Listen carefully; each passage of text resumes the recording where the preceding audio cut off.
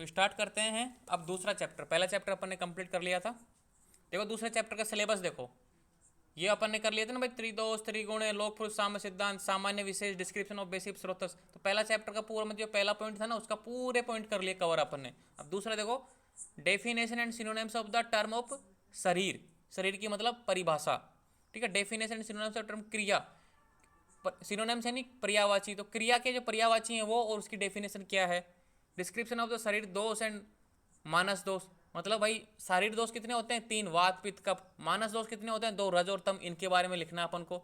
Mutual relation between त्रिगुण, त्रिदोष, पंच महाभूता। ये जो म्यूचुअल रिलेशनशिप है ना, म्यूचुअल रिलेशनशिप बिटवीन त्रिगुणा, त्रिदोष और पंच महाभूता, ये अपन ने फर्स्ट चैप्टर में कर लिया।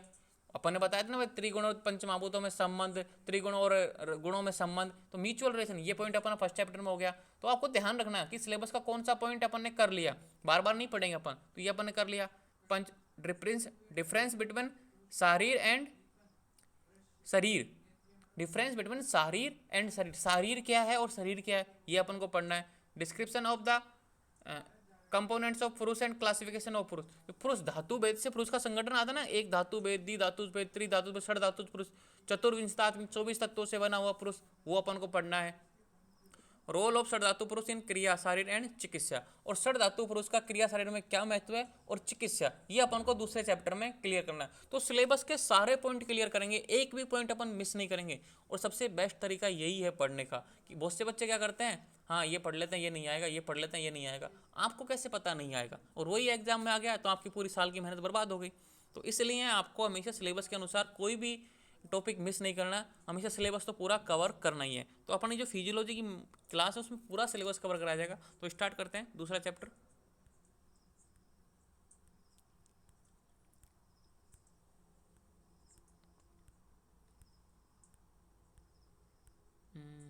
हाँ, चैप्टर 2, शरीर की व्याख्या। तो देखो शरीर, अपन ने बताया था भाई शरीर की व्याख्या, इसमें शरीर और शरीर में डिफरेंस भी था। तो देखो अलग अलग हेडिंग नहीं लिखी जाएंगी, आपको समझना है। शरीर यहाँ पढ़ लिया, शरीर यहाँ पढ़ लिया, तो क्वेश्चन आ जाएगा भाई शरीर से आप क्या समझते हो, शरीर से आप क्या समझते हो, तो दोनों की परिभाषा लिख दो, हो गया डिफरेंस, सिंपल सी बात है। तो शरीर निरुक्ति, सीरियते अनिनय इति शरीरम, कि सीरियते अनिनय इति शरीरम। इति यानी कहते हैं शरीर में शरीर, अनिनय और सीरियते जिसका नाश हो, जिसका निरंतर, अनन्य यानी निरंतर, जिसका निरंतर नाश हुआ करता है उसे शरीर कहते हैं। अपनी बॉडी की बात हो रही है, अपन का निरंतर प्रति क्षण अपना नाश हो रहा है। क्यों, अपन बुढ़े हो रहे हैं ना, नष्ट होते जा रहे हैं ना, अपन मृत्यु को प्राप्त होते जा रहे हैं। जैसे जैसे एक एक सेकंड निकलती जा रही है ना, तो अपनी बॉडी क्षय हो रही है, नाश हो रहा है कि नहीं हो रहा। इसलिए इसकी निरुक्ति है सीरियते अनिनय इति शरीरम, कि जिसका निरंतर नाश हुआ करता है उसे शरीर कहते हैं। अब बहुत से बच्चे बोलेंगे कि सर हमको तो ये श्लोक याद नहीं होगा, पर ये याद कर लेना, छोटा सा है, सीरियते अनिनय इति शरीरम। तो इससे हाथ में हिंदी भी याद रखना, जिसका निरंतर नाश हुआ करता है उसे शरीर कहते हैं। अब ये निरुक्ति का मीनिंग क्या है, निरुक्ति कि भाई इसकी जो छोटी सी डेफिनेशन है, इसका मीनिंग क्या है, वर्ड का मीनिंग क्या है। तो भाई शरीर का मीनिंग क्या है, कि जिसका निरंतर नाश होता रहे ना वो शरीर है। और व्युत्पत्ति अगला, तो व्युत्पत्ति क्या होती है, व्युत्पत्ति उत्पत्ति कैसे होती है भाई, उस जो शरीर वर्ड है ना वो बना कैसे, कौन सा धातु है उसमें, कौन सा प्रत्यय है, कौन सा उपसर्ग है, मतलब उसकी शब्द की रचना कैसे हुई, तो रचना को बोलते हैं व्युत्पत्ति। और जो निरुक्ति होती है उसकी जो सार्थक अर्थ, उसका सीधा सीधा मीनिंग, उसको बोलते हैं निरुक्ति। तो क्लियर हो गया ना, व्युत्पत्ति और निरुक्ति में कभी कन्फ्यूजन मत होना। व्युत्पत्ति तो वो होती है जिसमें कौन सा उपसर्ग लगा है, कौन सा धातु लगा है, कौन सा प्रत्यय लगा, कौन सी संधि विच्छेद हुआ है, वो सारी चीज़ें, मतलब ग्रामर जो ग्रामर होती है ना संस्कृत की, वो सारी इसमें इंक्लूड हो जाती है व्युत्पत्ति में। निरुक्ति में सादा सीधा मीनिंग। तो व्युत्पत्ति देखो, श्रह धातु प्लस इरण प्रत्यय से क्या बनता है, शरीर शब्द बनता है। कि श्रह धातु, एक धातु है श्रह। अब संस्कृत की मुझे इतना नॉलेज नहीं है, देख सिंपल सी बात बताऊं, संस्कृत में पढ़ाता नहीं हूँ, मैम पढ़ा रही है, जिसको आप ज्वाइन होना है वो हो सकता है। श्रह धातु प्लस इरण प्रत्यय, तो इसमें दोनों को शब्दों को मिलाने पर क्या बनता है, शरीर बनता है, ये आपको याद रखना है। अब देखो शरीर की पर्यायवाची, सिलेबस में था ना सिनोनिम्स, शरीर के पर्याय मतलब सिनोनिम्स। ये भाई क्या पर्यायवाची, शरीर, पहला तो शरीर रहेगा, देह, काय, पुरुष, मूर्ति। क्यों बोला मूर्ति, एक तरीके से शेप है। पुरुष अपन बोलते हैं भाई जीवित है। काय, काय अपन बॉडी को बोलते हैं, एक प्रोनाउन आता है ना भाई इसकी काय कैसी है, मतलब बॉडी को। देह भी एक तरीके से शरीर है, और शरीर आप जानते ही हो। तो ये क्या है, इसके पर्यायवाची सिनोनिम्स। इसका क्या है, सबके एक ही मीनिंग है, ये जिसका नाश होता है उसे शरीर कहते हैं, सिंपल सी। तो शरीर की ये पर्यायवाची है। अब देखो यहाँ पे शरीर जो निरंतर क्षीण होता है, अब इसका एक एक का मीनिंग बताया है डिटेल में कि देह क्यों बोलते हैं, काय क्यों बोलते हैं, पुरुष क्यों बोलते हैं, मूर्ति क्यों बोलते हैं। शरीर जिसे निरंतर क्षीण होता है, क्लियर। देह जिसका उपचय पुष्टि वर्धन वृद्धि निरंतर हो उसे देह बोलते हैं। देह देह यानी क्या होता है, जिसका उपचय। कैटाबोल मतलब जो मेटाबॉलिज्म क्रियाएं होती है ना, एनाबोलिक और कैटाबोलिक जिसमें होती हैं, तो उपचय यानी पुष्टि भी हो रही है, मतलब ताकत भी आ रही है, वर्धन बढ़ भी रहा है, वृद्धि कर रहा है, उसका निरंतर अपना शरीर। देखो ध्यान से सुनना, जो इंपॉर्टेंट बात बताऊंगा। अपना शरीर युग्मनज होता है, एक सेल का होता है। वो एक सेल से बड़ा होते हुए 9 मंथ में अपनी माता के पेट में, अपनी माता में गर्भ में वृद्धि करता है, फिर बाहर आके अपनी, देखो छोटा सा शिशु होता है, कितना बड़ा व्यक्ति बन जाता है। तो वृद्धि हो रही है कि नहीं हो रही, देखो नाश भी हो रहा है, वृद्धि भी हो रही है। ध्यान रखना कि वो निरंतर मृत्यु के पास जा रहा है, इसलिए उसका नाश भी हो रहा है और निरंतर वो विकास कर रहा है अपनी, मतलब शरीर को बढ़ा रहा है, वृद्धि कर रहा है, तो इसलिए देह। तो दोनों मीनिंग आती हैं। तो आप जो लास्ट में आपको एक परिभाषा बनने को बोले ना कोई, तो आप बना सकते हो कि वो है जिसका निरंतर विकास और निरंतर क्षय हो, वो शरीर है, आप ऐसे भी लिख सकते हो। तो ये आपकी सोचने की क्षमता है, तार्किक क्षमता, कि आप किस पे आधार पे आंसर दे सकते हो। बोलते ना कि किताबों की रटी रटाई बातों पे ध्यान मत दो, आप क्या समझते हो वो इंपॉर्टेंस है। आप ऐसे भी लिख सकते हो, कोई व्यक्ति बोलेगा कि सर जिसका निरंतर विकास हो ना वो शरीर है, ये बात भी सही है, क्योंकि अपन एक सेल से लेके देखो अरबों करोड़ों करोड़ों करोड़ों सेल के बन गए, विकास हो रहा है कि नहीं हो रहा। अपन बोलेंगे भाई अपन की आयु 100 साल थी, अब 20 साल जी चुके हैं, कि निरंतर मृत्यु के पास जा रहे हैं, मतलब क्षय हो रहा है, ये भी सही है। तो दोनों बात सही है, दोनों गलत नहीं है, दोनों एक साथ भी बोल सकते हो, ठीक है। काय देखो, अन्न आदि आहार से जिसका पोषण या पुष्टि हो उसे काय कहते हैं। तो अपन जो भोजन करते हैं, अन्न आदि, अपन जो भोजन करते हैं, पानी पीते हैं, कुछ भी खाते हैं, मतलब कुछ भी जो अपन ग्रहण करते हैं, अन्न आदि आहार से जिसका पोषण या पुष्टि हो, जिससे अपन को ताकत मिलती है, एनर्जी मिलती है, और ठीक है अपना शरीर विकास करता है, उसको क्या बोलते हैं, काय। तो अपना शरीर भी तो ऐसा ही करता है। कोई है कि नहीं, कोई मैं तो खाना ही नहीं खाता, ऐसा कोई व्यक्ति है कि मैं तो पानी ही नहीं पीता, मुझे तो वैसे सूरज की रोशनी से, धूप से एनर्जी मिल जाती है, मेरा तो उसी से काम चल जाता है, ऐसा कोई व्यक्ति है क्या, नहीं है। पुरुष जो शरीर में विद्यमान हो, मतलब आत्मा की बात हो रही है, तो अपने शरीर में आत्मा विद्यमान है ना कि नहीं है, तो जो शरीर में विद्यमान हो मतलब आत्मा।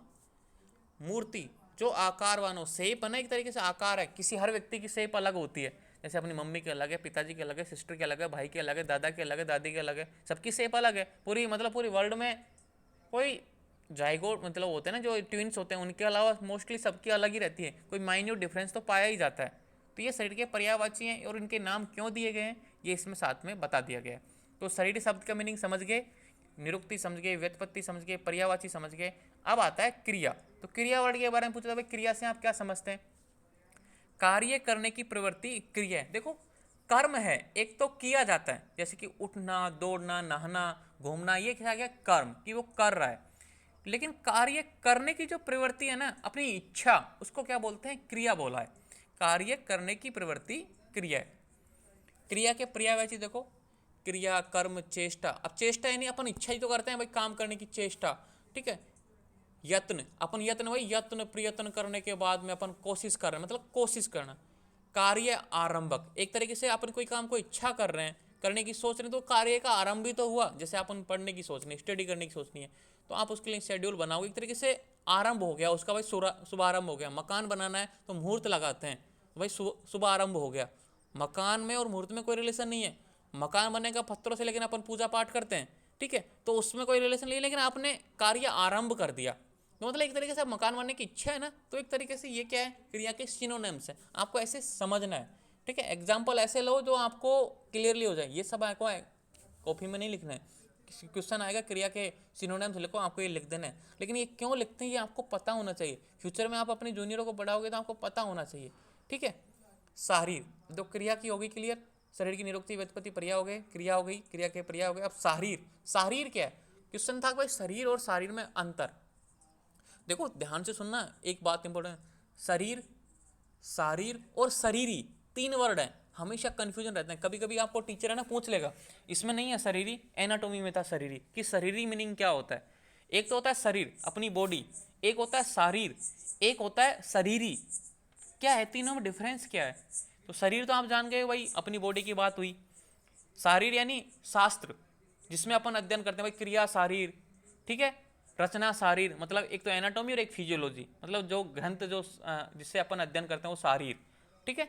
और एक होता है शरीरी, शरीर यानी होती है आत्मा, जो अपनी बॉडी में रहती है ना आत्मा, उसको बोलते हैं शरीरी। तो आत्मा के लिए आचार्य सुश्रुत ने शरीरी शब्द का यूज किया, शरीरी। इसमें ई की मात्रा और लग जाएगी, बस ये ई की मात्रा और लग जाएगी, ये हो जाएगा शरीर, और इसका मीनिंग हो जाएगा आत्मा। तो ध्यान रखना क्वेश्चन किस तरीके से आता है, छोटी छोटी गलतियां ही आपके नंबर कटवा देती हैं। अब पढ़ते हैं शरीर। शरीर संबंधी ज्ञान जिस शास्त्र से मिले हुए शरीर, देखो अपन को एनाटॉमी में भी बॉडी का ज्ञान मिलता है, फिजियोलॉजी से भी बॉडी का ज्ञान मिलता है। तो ये बोलता है कि शरीर संबंधित ज्ञान, मतलब बॉडी से संबंधित ज्ञान जिस शास्त्र में मिले वह शरीर है। सिंपल सी मात्र है। जो अपनी जो बड़े बड़े ग्रंथ है ना एनाटॉमी फिजियोलॉजी को क्या है, शारीर है। क्लियर। अब शरीर को दो भागों में बांट दिया, क्रिया शारीर और रचना शारीर। क्रिया शारीर क्या बोलते हैं, फिजियोलॉजी, और रचना शारीर को क्या बोलते हैं, एनाटॉमी। दोनों अपने सब्जेक्ट हैं और दोनों अपन पढ़ रहे हैं। एनाटॉमी में आपने पढ़ लिया होगा पूरा, फर्स्ट पेपर होता है, सेकंड पेपर होता है। और क्रिया शरीर अपन पढ़ ही रहे हैं कि जिसमें हमें शरीर की प्राकृत क्रियाओं का ज्ञान हो। तो क्रिया शरीर मतलब फिजियोलॉजी, कि किस तरीके से कार्य करता है, जैसे कि बोलता कैसे है, ठीक है, श्वसन कैसे लेता है, भोजन का पाचन कैसे होता है, मतलब एक तरीके से फिजियोलॉजी, एक तरीके से बोलते हैं ना कि क्रियाओं का ज्ञान, हर चीज़ कैसे होती है उसका आंसर अपन को मिलता है। मतलब नॉर्मल प्राकृत क्रियाओं का अपन को, अपन देखो नॉर्मल स्टेज की क्रियाओं का ज्ञान करवाना होता है, किसका अध्ययन करते हैं, फिजियोलॉजी की। फिर पैथोलॉजी पढ़ते हैं। पैथोलॉजी में क्या होता है, विकृत अवस्था आ जाती है, या तो कोई फंक्शन हाइपर एक्टिव हो जाएगा या हाइपो मतलब कम काम करेगा, तो उसमें कोई ना कोई प्रॉब्लम हो गई, मतलब पैथोलॉजी बिगड़ गई उसकी, फिजियोलॉजी बिगड़ चुकी है उसकी। तो आपको प्रकृति का ही नॉलेज नहीं है। जैसे कोई व्यक्ति बोले कि भाई इसके बुखार बन गया, आपको पता ही नहीं भाई जो आपका नॉर्मल टेम्परेचर है वो कितना है, उसको कैसे पता चलेगा इसके बुखार चढ़ा हुआ है। उसको तो हाँ सब ठीक है, उसकी नज़र में सब ठीक है, क्योंकि उसको पता ही नहीं नॉर्मल कहाँ पे है। जो एक बोलते हैं ना पैरामीटर, जैसे कि भाई 90.6 या 90.7, 97.7 या 97.6, ये मतलब एक तरीके से 98.2, जो भी किसी के जो पैरामीटर हैं यहाँ पे नॉर्मल है। अब उसको ये पता ही नहीं है नॉर्मल क्या है, उसके लिए तो सब समान है। तो इसलिए अपन को नॉर्मल अवस्था मतलब प्राकृत मतलब नेचुरल जो स्टेज होती है ना उनका पता होना चाहिए। इसीलिए अपन फिजियोलॉजी पढ़ते हैं ताकि विकृत अवस्थाओं को जान सकें अपन, ठीक है। तो शरीर में हमें शरीर की प्राकृत क्रियाओं का ज्ञान हो, उसे क्या बोलते हैं, क्रिया शरीर। सिंपल सी बात। रचना शरीर, जिसमें हम शरीर की प्राकृत रचनाओं का, रचना स्ट्रक्चर अपन बोलते हैं ना, जैसे कि बोलते हैं कि इसके ट्रॉमा हो गया, फ्रैक्चर हो गया, इसकी देखो लिगामेंट खिसक गया। अब आपको पता ही नहीं है कि लिगामेंट कहाँ से अटैचमेंट था, आपके लिए तो सब नॉर्मल है भाई। जैसे कि कोई एंकल का लिगामेंट है, चोट लग गई आपके, मोच लग गई, स्ट्रेन लग गई वहाँ पे, मतलब डिसलोकेटेड हो गया, या फिर कोई जॉइंट डिसलोकेटेड हो गया, तो आपको क्या ही फर्क पड़ता है, क्योंकि आपको तो पता ही नहीं है कि भाई इसकी जो नॉर्मल स्ट्रक्चर थी क्या थी। तो शरीर रचनाओं का मतलब किस तरीके से बॉडी बनी, कितनी बोन है, कितनी संधि हैं, जो अपन सब एनाटॉमी में पढ़ते हैं ना, मसल्स कहाँ पे लगी हुई थी, कहाँ पे अटैचमेंट है इसका, कौन सा ऑर्गन कौन सी सिचुएशन पे है, T4 पे है, T3 पे है, L1 पे है, L2 पे है, ठीक है। ये सारी चीज़ें, हार्ट की पोजीशन क्या है, गॉल ब्लैडर की पोजीशन क्या है, किडनी की पोजीशन क्या है, ठीक है। किडनी मान लो किसी ने किडनी निकाल दी, आपको पता ही नहीं किडनी कहाँ पे रहती है। कोई जैसे बोलते हैं ना कि प्रैक्टिकल में देखो ना, बोन्स कहाँ पे हो, स्केपुला को तो आप क्या बताते हो, हिप बोन बताते हो, हिप बोन को स्केपुला बताते हो, क्योंकि प्रैक्टिकल तो करते ही नहीं हो। ये होता है वाइवा में नॉर्मल सी, रेडियस को अल्ना बता रहे हो, अल्ना को रेडियस बता रहे हो, ह्यूमरस को फीमर बता रहे हो। ये नॉर्मल गलतियां होती हैं प्रैक्टिकल में, क्या सारा बहुत सारी बोन को रख लेते हैं। तो नॉर्मल नॉलेज जो स्ट्रक्चर होती है ना, प्राकृत रचनाओं ज्ञान, उसमें होते हैं रचना शरीर में। क्लियर। अब समझ में आ रहा है ना वेस्ट कैसे बन रहा है एक तरीके से। तो अपनी बॉडी जो बोलता है ना कि आयुर्वेदा को कैसे समझना है, आयुर्वेदा भी वही है। शरीर, शरीर को जान भाई अपनी बॉडी है, इसको अपन दो सब्जेक्टों में पढ़ सकते हैं, एनाटॉमी और फिजियोलॉजी में, दोनों अपने सिलेबस में उनको आयुर्वेद के अनुसार भी पढ़ना है और मॉडर्न के अनुसार भी पढ़ना है। ये अपना एडवांटेज है, क्योंकि MBBS वाले ओनली मॉडर्न पढ़ते हैं, अपन भी मॉडर्न पढ़ रहे हैं और अपन साथ में आयुर्वेदा भी पढ़ रहे हैं, ठीक है। तो एडवांटेज क्या है अपने पास, आयुर्वेदा, ठीक है। तो इस पर फोकस बना के रखना अपन को। अब करते हैं शरीर की उत्पत्ति एवं परिभाषा, ठीक है। तो परिभाषा देखो आचार्य चरक के अनुसार, आचार्य सुश्रुत के अनुसार इंपॉर्टेंट है। एनाटॉमी में मैंने कम से कम एक क्लास बिताई थी इसमें। तत्र शरीर नाम चेतना अधिष्ठानम भूतम पंच महाभूत विकारम समुदायकतम संयोग भाई। ये श्लोक आपको याद होना चाहिए, जितना आपको इंपॉर्टेंट लगाना है आप लगा लो। ये श्लोक भी आपको याद होना चाहिए, जितना इंपॉर्टेंट लगाना है आप लगा लो, ठीक है। वेरी वेरी वेरी इंपॉर्टेंट, ये क्वेश्चन आता है, इस नाम से आता है कि चरक के अनुसार शरीर की परिभाषा लिखो, सुश्रुत के अनुसार शरीर की परिभाषा लिखो, और जो मैं इंपॉर्टेंट क्वेश्चन बनाऊंगा चैप्टर वाइज उसमें ये दोनों क्वेश्चन दूंगा, तो आपके लिए बहुत वेरी वेरी इंपॉर्टेंट क्वेश्चन है। ठीक है, अब देखो, तत्र शरीर नाम चेतनाधिष्ठान भूतम पंच महाभूत विकार समुदायतम संयोग भाई, कि चेतना का अधिष्ठान, चेतना क्या है?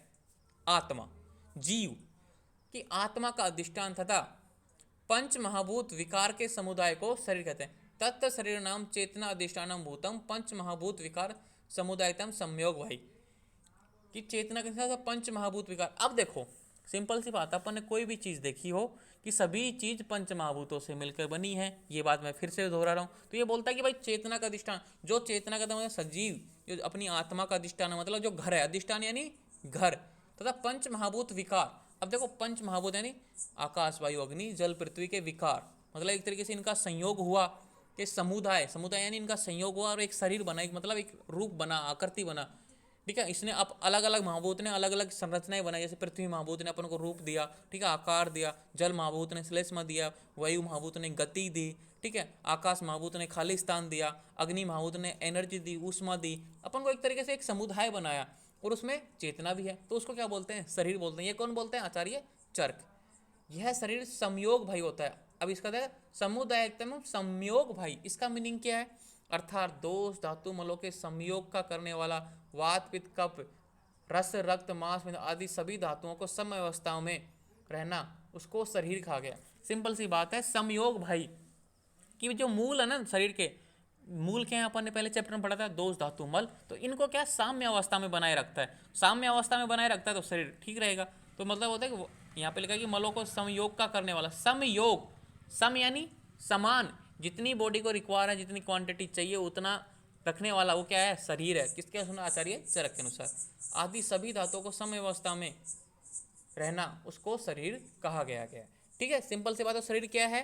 तत्र शरीर नाम चेतनाधिष्ठान पंच महाभूत विकारम समुदायकतम संयोग वही। तो क्लियर है आपको, ये बिल्कुल ऐसे के एट इजिट, मतलब जैसा का जैसा है वैसा के वैसा याद करना है, इसमें कोई चेंज नहीं है। जैसा मैंने समझाया वैसे समझ लेना, समझ में नहीं आया तो वीडियो को दोबारा से देखना, मैं रिकॉर्डिंग भेज दूंगा, लेकिन आपको ये याद होना चाहिए। देखो मैं फिर बता रहा हूँ, ये अभी बेस बन रहा है, फर्स्ट और सेकंड थर्ड चैप्टर, 3 चैप्टर ऐसे हैं बेस बन रहे हैं अपने। ठीक है, तो उसके बाद में फिर अपन स्पीड बढ़ाएंगे।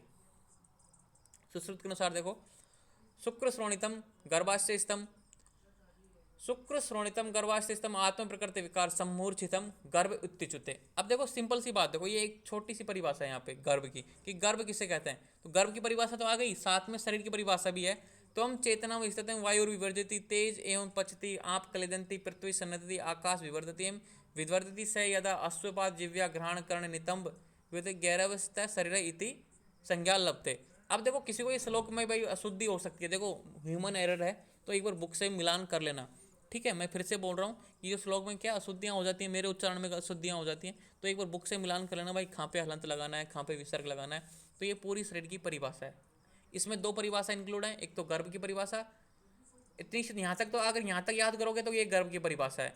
इतनी जो मतलब गर्भ इतनी उच्चते, गर्भ इति उच्चते, यहाँ तक बोलोगे तो गर्भ की परिभाषा है, मतलब फीटस की परिभाषा है। और पूरा एक साथ बोलोगे तो ये क्या है? आचार्य सुश्रुत के अनुसार शरीर की परिभाषा। अब इसको समझते हैं। शुक्र श्रोणितम गर्भाशय स्तम आत्मा प्रकृति विकार संयुच्यते गर्भ इति उच्चते। शुक्र मतलब स्पर्म, ठीक है, श्रोणितम यानी आर्ता मतलब ओवम, गर्भाशय मतलब गर्भाशय मतलब खाली स्थान है गर्भाशय, तो जहाँ पे स्पर्म और ओवम मिलते हैं, आत्म प्रकृति, और उसमें आत्मा का निवास होता है, मतलब चेतना, आत्मा। प्रकृति, प्रकृति क्या होते हैं? अष्टविध प्रकृतियाँ, 8 प्रकृतियाँ होती हैं। अब अष्टांग हृदय में पढ़ोगे तो अष्ट प्रकृति कितनी होती हैं? 8 प्रकृति होती हैं। मौलिक सिद्धांत के अनुसार 8 प्रकृति होती हैं। वो कौन कौन सी हैं? अव्यक्त महान अहंकार तथा पंच तन्मात्राएं। लिख दी मैंने साथ में यहाँ पे कि अष्टविध प्रकृति, मतलब आत्मा के बाद प्रकृति है ना, तो आत्मा का तो हो गया समान, लेकिन प्रकृति भी। तो अव्यक्त महान अहंकार तथा पंच तन्मात्रा। पंच तन्मात्रा कौन कौन सी हैं? स्पर्श तन्मात्रा, रूप तन्मात्रा, ठीक है, रस तन्मात्रा, गंध तन्मात्रा। शब्द स्पर्श रूप रस गंध, ये 5 तन्मात्रा को साथ में नाम लिख दिए। अब देखो विकार, अब विकार कितने हैं? विकार होते हैं 16, ध्यान रखना, विकार कितने होते हैं? 16। पंच महाभूत आकाश वायु अग्नि जल पृथ्वी प्लस 11 इंद्रिया क्या होते हैं? षोडश विकार। 11 इंद्रिया कौन कौन सी हैं? 5 ज्ञानेंद्रियां, 5 कर्मेंद्रिया और 1 मन। ज्ञानेंद्रियां, कर्मेंद्रियां, मन 11 और 5 महाभूत आकाश वायु अग्नि जल पृथ्वी, इन सबको मिला के जो चीज गर्भ में निवास करती है उसको क्या बोलते हैं? गर्भ कहलाता है। मतलब जो जीव होता है ना, सजीव होता है अपने माता के जो गर्भ में होता है उसको क्या बोलते हैं? गर्भ। उसमें क्या क्या क्वालिटी होती है? स्पर्म है, ओवम है, साथ में आत्मा है, अष्टविध प्रकृति है और षोडश विकार है। इन सब के संयोग को अपन क्या बोलते हैं? गर्भ कहते हैं। देखो एक छोटा सा श्लोक है उसमें इतनी सारी चीजें हैं, तभी तो बोलते हैं ना श्लोक बहुत इंपॉर्टेंट होते हैं। तो जो इंपॉर्टेंट श्लोक है ना वो आपको याद करना ही है। अब देखो आगे देखो, गर्भ बन गया मतलब एक तरीके से युग्मनज बन गया अपनी बॉडी में, ठीक है, मतलब माता के गर्भ में युग्मनज बन गया। अब देखो तम चेतना विस्तृति, तो उस गर्भ को उस चेतनावस्थित मतलब उस जीवित, यहाँ पे देखो चेतना ही है तो उस जीवित जिसमें जीव है उसको क्या करती है? वायु विभजती। जो वायु मतलब वायु महाभूत है उसको क्या करता है? उस गर्भ को वायु विभक्त करता है, मतलब विभाजन करता है। तेज एवं पचती, तेज उसको पकाता है, मतलब एनर्जी चाहिए उसको बढ़ने के लिए तो पका रहा है। क्लेदयंती, आप क्लेदयंती, आप यानी जल होता है, क्लेदयंती कि जल उसको गीला मतलब क्लेदन करता है। पृथ्वी संयति, पृथ्वी उसको संगठित करती है, मतलब एक शेप देती है, एक आकार देती है, ठीक है। आकाश विवर्तती, और आकाश उसको बढ़ाता है, मतलब उसकी साइज में इंक्रीमेंट करता है, साइज को बढ़ाता है। तो पांचों महाभूतों का योगदान आ गया ना। क्वेश्चन आता है भाई गर्भ की वृद्धि में पांचों महाभूत का योगदान बताइए, तो आपको यहाँ से एग्जाम्पल देना है, यहाँ से आंसर देना है कि भाई आकाश क्या करता है, वायु क्या करती है, पृथ्वी क्या करती है, जल क्या करता है, ये आपको यहाँ से आंसर देना है, ठीक है। अब देखो सह एवं विवर्ती सह यदा अश्वपात, अब आगे लिखा कि इसी प्रकार बढ़ा हुआ गर्भ जब हाथ पैर जिव्या नासिका कर्ण नितंब, नितंब यानी क्या होता है? हिप, ठीक है। पैर आप जानते हो, जिव्या यानी टंग होती है, नासिका यानी नोज होती है, कर्ण यानी कान ईयर, अंगों से युक्त पैदा होता है, उस शरीर संज्ञा नाम को प्राप्त होता है। जब मतलब धीरे धीरे विकास करता है ये सारी चीजें आ जाती हैं उसमें, हाथ पैर जिव्या नासिका कर्ण नितंब, तो वो क्या बन जाता है? शरीर बन जाता है, उसको शरीर बोलने लग जाते हैं। ये आचार्य सुश्रुत के अनुसार परिभाषा, इंपॉर्टेंट परिभाषा आपको ये याद होनी चाहिए, ठीक है। इसमें रटने की कोई बात नहीं है भाई, सिंपल सी बात है। माता का पुरुष का स्पर्म मिला, माता का ओवम मिला, ठीक है, कि भाई स्पर्म और ओवम मिलते हैं तो युग्मनज बनता है। तो उसमें आयुर्वेद के अनुसार और सारी डिटेल में बात हो गई, ये तो मॉडर्न के अनुसार भाई स्पर्म और ओवम मिले युग्मनज बन गया। लेकिन इसके बीच में जो दरमियान जो बातें होती हैं मॉडर्न में नहीं बताएंगे, मॉडर्न में तो कुछ अलग ही चीज़ बताएंगे, लेकिन यहाँ बताएंगे भाई अष्ट प्रकृति, अव्यक्त मान अहंकार, पंच मात्राएं और षोडश विकार, षोडश में एकादश इंद्रियां प्लस पंच महाभूत, ये सारी चीजें मिलकर गर्भ बनता है। गर्भ को फिर ये पांचों महाभूत हैं वो अपना अपना काम करके उसको बढ़ाते हैं और फिर वो उसमें हाथ पैर जिव्या नासिका आ जाती हैं तो वो शरीर बन जाता है, ठीक है। अब देखो सप्त धातुएं त्रिदोष में 13 अग्नियों के साम्य अवस्था के स्वरूप को शरीर कहते हैं। ये अलग से परिभाषा है कि सप्त धातुएं मतलब सातों धातुएं, त्रिदोष 3 दोष, कौन कौन से? वात पित्त कफ, इन 13 अग्नियां, 13 अग्नि कौन कौन सी हैं? एक तो जठराग्नि, 7 धातु अग्नि, 5 भूतात्म अग्नि। 13 अग्नियों के साम्य अवस्था के स्वरूप को मतलब जिसमें नॉर्मल अवस्था में ये तीनों चीज हैं तो उसको क्या बोलते हैं? शरीर कहते हैं। तीसरी परिभाषा, पहली तो चरक के अनुसार, दूसरी सुश्रुत के अनुसार, तीसरी इसके अनुसार। अब आगे देखो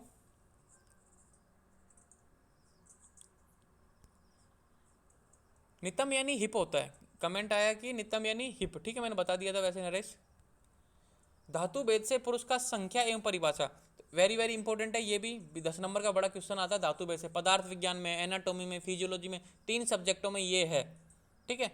तो अपन ये करते हैं, अभी दोबारा से ज्वाइन होना तुम सबके सब, यहाँ स्टार्ट करते हैं धातु भेद से पुरुष संख्या ना।